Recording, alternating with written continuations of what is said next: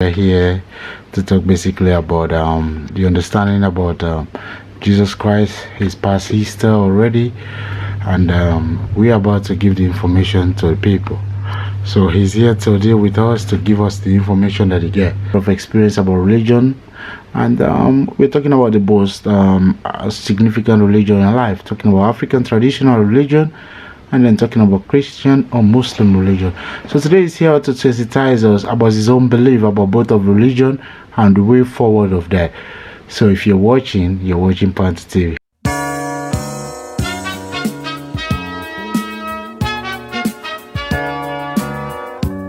Hello, welcome to the show. How are you doing, my brother? I'm wonderful. Thank you so much. You're wonderful. I like that. So you have an opinion about where have you been and where have you went to and where you are right now. So can you give us the information about that? Yeah. We've been talking about Jesus, Easter, everything. But I'm talking from a point of view of someone who just read, got some information, and I was able to conclude. This is my own opinion of things. So you're free to criticize, you're free to do everything. I was talking to Panther about some question that I asked. Why was the title of the Pope, Pontius Maximus, the same as the title of the chief priest of the Roman elite court? Why is Christmas celebrated on December 25th? That's a pagan holiday. If you go to the St. Peter's Basilica in Rome, beneath the St. Peter Basilica, there was a shrine there for a Roman goddess. Below that shrine, below that St. Peter Basilica, there's still a shrine there. If you were to look at all the historical sites linked to Christianity, you will discover that there was a pagan site there. I'm putting this to you today, Catholics. Are you really sure that Peter was your first pope? If you look at the popes in the early Christian era,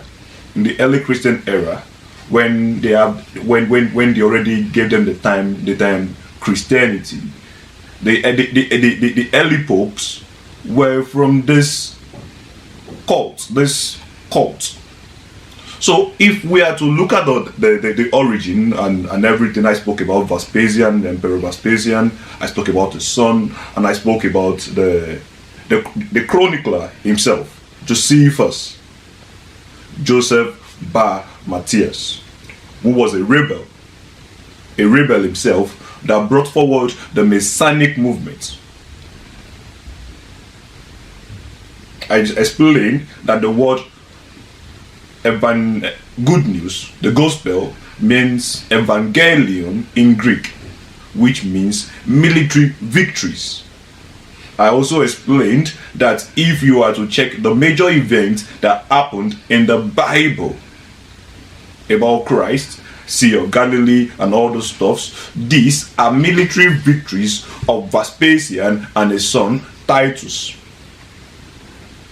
Then you would also push a question to me that the Bible gave you account during the era of Tiberius, during the era of Augustus. Yes, it is because Vespasian and Titus, his son, wanted to create a dynasty for them. If you check the ministry of Jesus, it started between 3 years. It ended in 3 years. That was the same time the siege of Jerusalem happened, for 3 years. The Jewish people were stabbed to death so that they could take Jerusalem down, because of this messianic movement, that they believe that a Messiah would come from Palestine with the power of God to liberate them from the oppressors, the Romans. There were different messiahs that came in during that time. And when they came in, what did they do? They died. They were killed. So let me put a question to you right now. Something for you to think. I'll give you a very important question. Something for you to think at your own free time. Something that will hammer at the back of your head. Rome was the oppressor. Judea was the occupied territory. So imagine a Messiah coming from an occupied territory, trying to free his people and telling them, give what is Caesar to Caesar. How can a Jewish man who has his country under occupation tell his fellow people that give what is Caesar to Caesar? That means you are supporting the oppressors.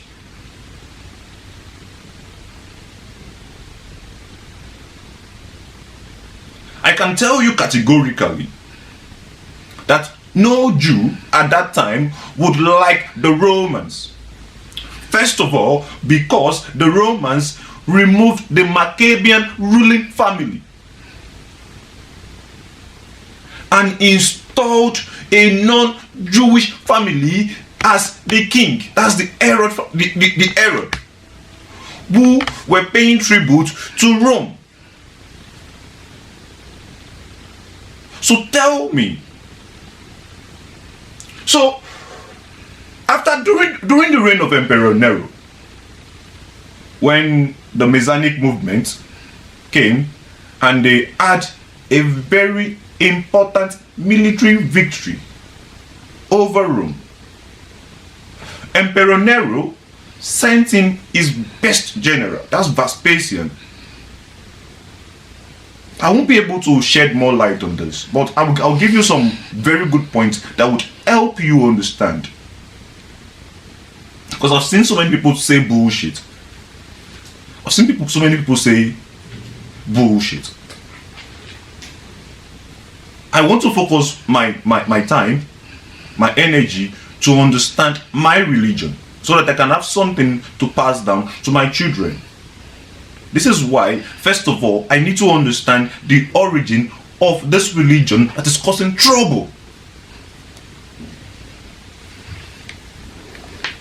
So, after the military victory of Emperor Vespasian, the Roman Senate impeached Emperor Nero, which made him commit suicide. And Vespasian was declared emperor by the Roman troops. So Vespasian had to leave the siege of Jerusalem to his son Titus and return to Rome. After Jerusalem was conquered, they took one of the major rebel leader called Joseph Bar Matthias. That is the real chronicler of the Bible. Joseph Bar Matthias changed his name to Josephus Flavian. He adopted the name of the Flavian dynasty. That's Vespasian, Flavian, and his son Titus Flavian. There are three of them. I think they ruled for 27 years, all of them in total. I will give you the accurate fact. So, when the Romans actually conquered Jerusalem, Joseph Bar Matthias, a Jewish Messianic leader himself, told these people that you are the Messiah that has come to liberate us. It's written in the book of Joseph Bar Matthias. That's his real name. After he tried to convince his people that the leader you're looking for from Palestine, that the Jewish leader you're looking for in Palestine is not really the Jewish leader.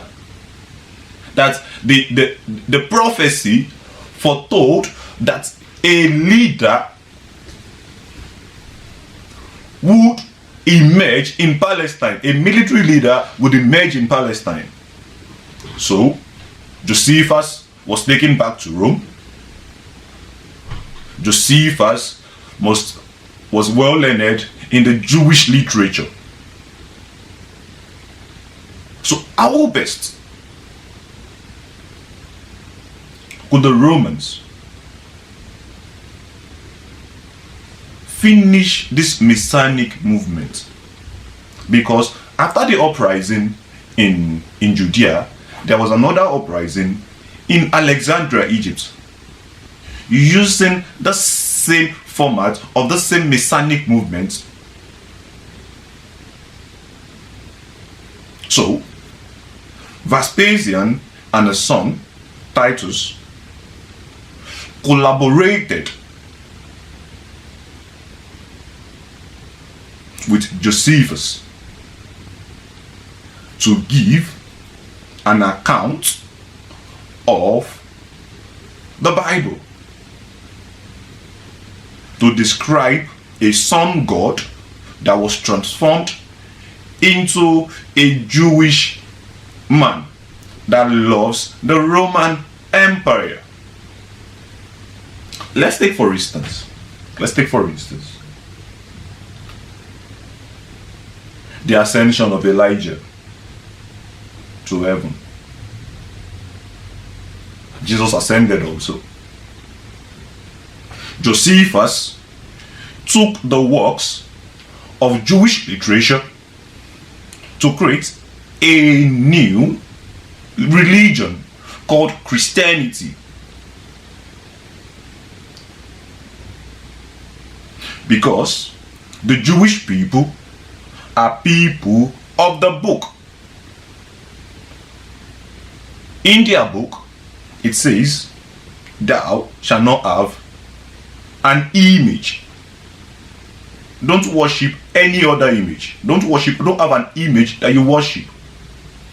And Rome was trying to put the emperor statue in the synagogue. Though Rome gave religion, how will I put this? Liberty, freedom of religion to its people, but still ruled with an iron hand.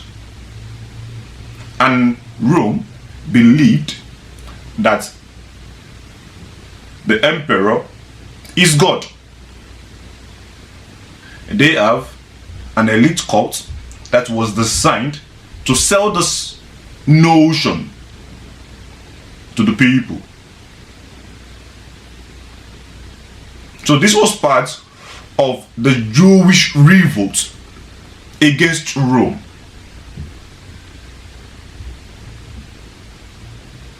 And this revolt was spreading everywhere because of this Messianic movement. So how best do you think Rome could rule? Smart minds, geniuses. They are pure political tacticians. They brought in Josephus in. Josephus wrote military victories of Emperor Vespasian and his son.